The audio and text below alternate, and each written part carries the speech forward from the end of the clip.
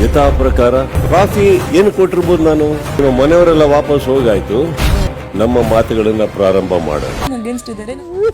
Such an amazing weak. 8 ಮಂದಿಗೆ ಅಳಿವು ಉಳಿವಿನ ಹೋರಾಟ. Weekend panchayat ಶುರುವಾಗ್ತಾ ಇದೆ. ಕಳೆದ ವಾರ ಕಿಚ್ಚ ಇಲ್ಲದೆ ಸ್ವಲ್ಪ ಬೇಸರ ಆಗಿತ್ತು ಎಲ್ರಿಗೂ. ಯಾಕಂದ್ರೆ ಉಳಿದಿರುವಂಥವರಲ್ಲಿ 8 ಜನ ಈಗಾಗಲೇ ನಾಮಿನೇಟ್ ಆಗಿದ್ದಾರೆ.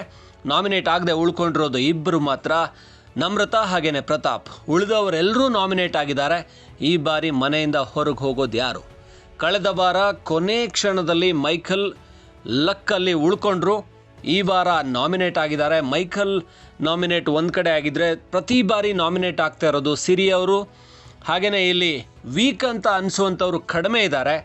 ಮೈಕಲ್ ಅವರು, ಸಿರಿ ಅವರು ಪದೇ ಪದೇ ನಾಮಿನೇಟ್ ಆಗ್ತಾ ಇದ್ದಾರೆ.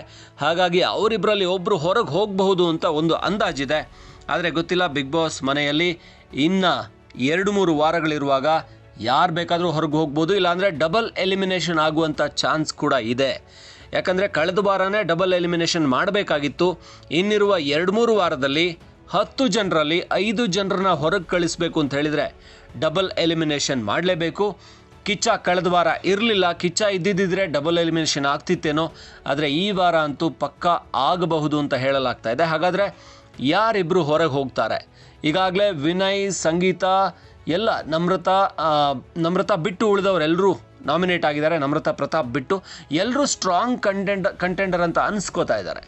ಹಾಗಾದರೆ ಹೊರಗೆ ಹೋಗುವಂತಹ ವೀಕ್ ಕಂಟೆಂಡರ್ ಯಾರು? ಅದು ಸಿರಿ, ಮೈಕಲ್ ಅವರೇ ಆಗಿರ್ತಾರಾ?